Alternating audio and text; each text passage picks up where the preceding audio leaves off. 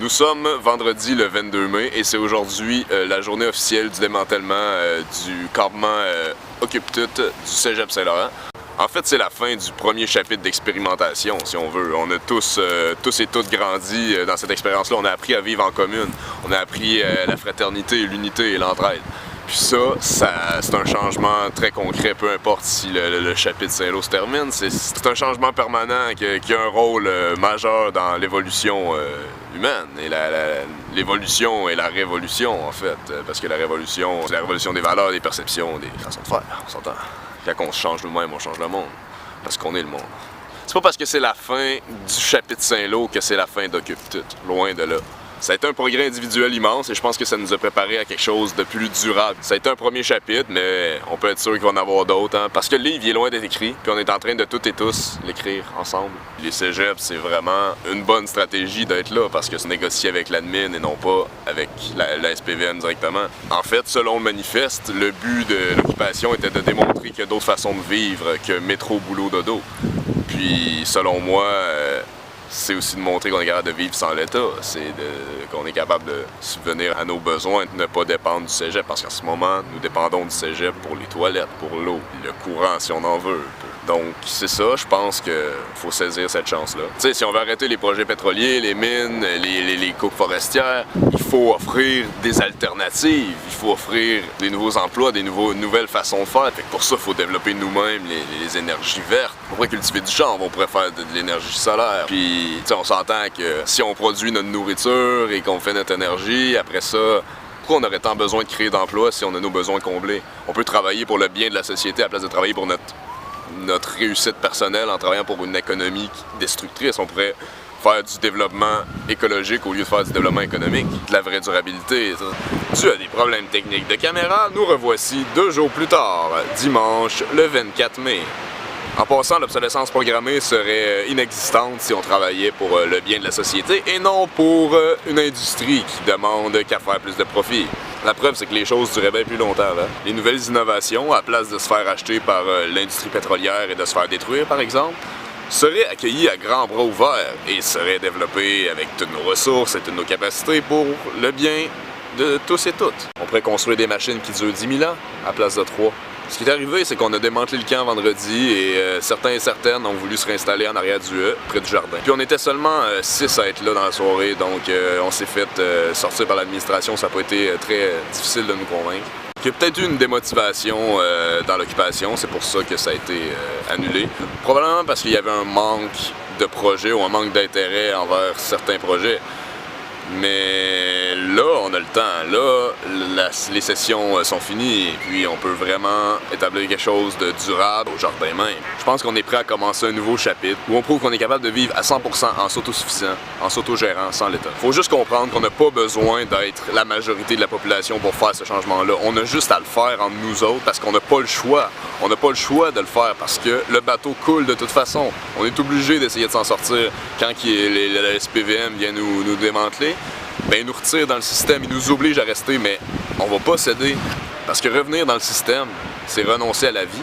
On le sait que la vie sur Terre en dépend, on sait que ça dépend de nous quand on va faire le virage, mais on attend tous que ça arrive de l'extérieur, mais c'est pas ça qu'il faut faire, il faut provoquer le changement de l'intérieur. You must be the change you want to see in the world. Il faut être le changement qu'on veut voir dans le monde. Souvent, les militants, ils ont de la haine contre le reste de la population parce qu'ils restent assis chez eux, parce qu'ils participent pas au mouvement. Mais le mouvement est pas clair. Le mouvement offre pas de solution claire. Il offre juste de se frustrer contre le système et d'essayer de le détruire. Mais alors, si on se met à le construire, si on ouvre la porte vers quelque chose de nouveau et qu'on invite les gens à nous joindre et à vivre d'une autre façon et à s'organiser, là, c'est quelque chose de concret. Et là, je suis convaincu qu'il va y avoir beaucoup plus de mobilisation, moins de frustration de la part des militants et militantes. Je pense que les Occupes ont plus de potentiel que seulement occuper pour demander quelque chose. Je pense qu'ils ont le potentiel de nous sortir du système. On peut subvenir à nos besoins. On peut sortir de la misère et de la pauvreté parce qu'on sait que l'État coupe et qu'ils nous aideront pas.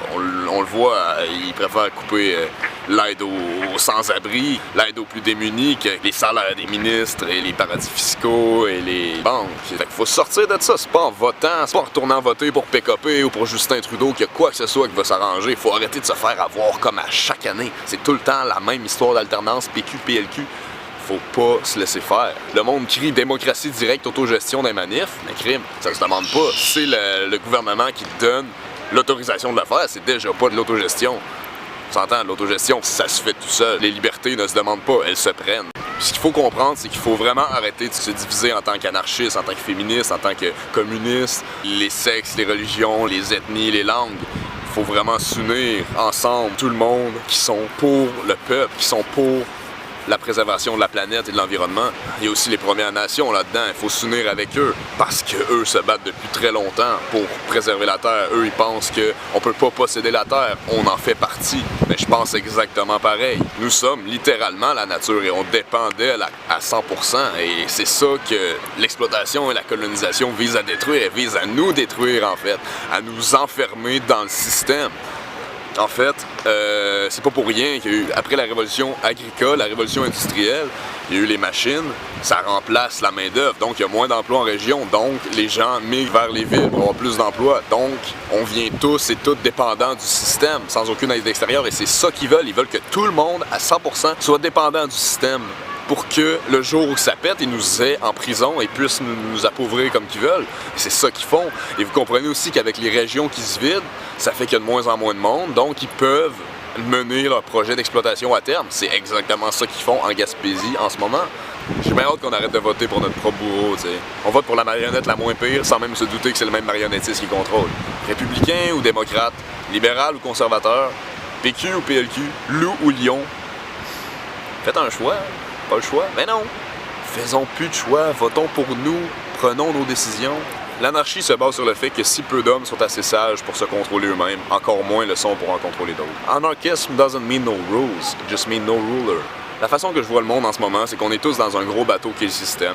Puis on est tous et toutes écœurés des inégalités et de la misère. Sauf le 1% qui, eux, sont au premier étage et vivent dans le luxe. Dans le fond, il y a des fuites dans le bateau. Et les gens veulent nager dans la direction qu'ils veulent. Donc, ils bûchent dans le bateau. Ils agrandissent les fuites. Ils défoulent leur colère dans le bateau parce que c'est contre lui qu'ils ont la rage. Mais quand le bateau va avoir fini de couler, si on n'a pas encore appris à nager par nous-mêmes ou à se construire un bateau, on va couler avec. Fait que c'est tout de suite qu'il faut construire le nouveau.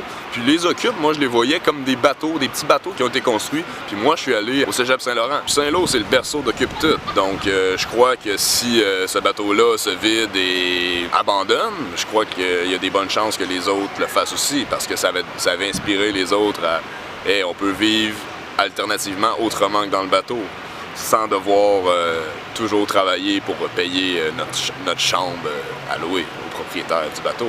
J'ai poussé pour qu'on construise une voile et qu'on fasse de l'agriculture sur le bateau même, en plus de récolter l'eau de pluie et tout ça, pour qu'on puisse partir du bateau sans avoir à rester alentour et à devoir récupérer les restants de nourriture des riches du premier étage. Je crois vraiment que c'est la solution à presque tous nos problèmes. En faisant des micro-sociétés et en s'autogérant entre nous, en prenant nos décisions, on peut faire tout ce qu'on veut. Les problèmes d'OGM, de pesticides, d'importation, de pollution, il y en aurait plus si on produisait toute notre bouffe localement. L'exploitation des hydrocarbures, le nucléaire, tout ça. Et avec l'énergie verte, il n'y a pas de problème. Je m'excuse, mais si on attend de réduire nos gaz à effet de serre de 50% en 2050, il va être trop tard. On a le potentiel d'en produire zéro dès maintenant. Il faut juste le faire. Je pense aussi qu'il faut et qu'on va planter du chanvre partout parce qu'on n'a pas le choix. Ça a le potentiel de complètement nous rendre indépendants de l'industrie pétrolière, l'industrie forestière, nous apporter tellement plein de choses. C'est pas pour rien qu'ils l'ont rendu illégal, c'est parce que ça pousse partout. Tu peux pas mettre un prix sur le chanvre. C'est une ressource inépuisable qui pousse à chaque année. Pas parce que le pot c'est dangereux, c'est légal, hein? Voyons. Oui, c'est dangereux, mais pas pour nous, c'est pour l'industrie, pour le monopole. Puis à longue, il y en a bien quelques-uns, quelques-unes, je sais que c'est difficile à croire, mais des policiers et policières même qui vont réaliser que hey, ça a bien du bon sens ce qu'ils font.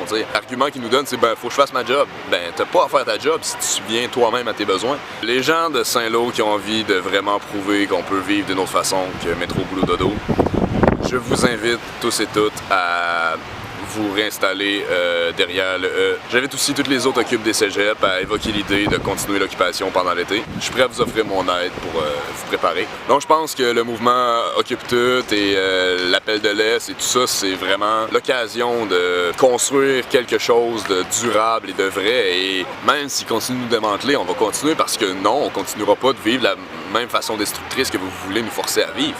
C'est quoi le message qu'on donne aux jeunes? Travail, consomme, ferme ta gueule. C'est quoi le message qu'il faut donner? Paix, amour, humanité. Vous aimez ma chemise fleurie? Ceux qui pensent qu'on a besoin du gouvernement, là, qui c'est qui construirait les routes sans gouvernement? On n'aurait même pas besoin de routes sans gouvernement. On aurait des chars volants. On aurait des chars volants. T'entends? Pardonnez mon troisième changement de décor, mais j'ai quelque chose à préciser. Le mouvement Occupe Tout vise vraiment à occuper tout. Oui, c'est très bien d'occuper les terrains, puisque on fait partie de la nature et on la possède pas.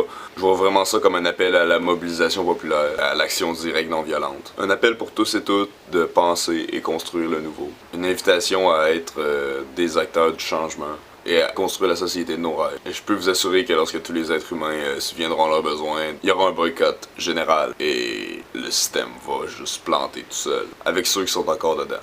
Mais aussi, je pense qu'on peut profiter des endroits qu'on possède déjà selon le système pour effectuer ce changement par et pour nous-mêmes, soit chez nous, dans nos appartements, dans nos cours, faire pousser de la nourriture, n'est pas encore illégal dans ce pays. De l'énergie, j'imagine que non plus, peut-être que c'est plus compliqué, j'imagine qu'il faut avoir des permis. Faut vraiment qu'on change tout. Comment? Fuck tout, dumps tout, plante tout, aime tout, autosuffit tout, réapproprie tout, libère tout, occupe tout, vite tout. Retour aux sources, pouvoir au peuple, vote for nobody. La révolution qu'on entend toutes et tous est là, et elle est verte.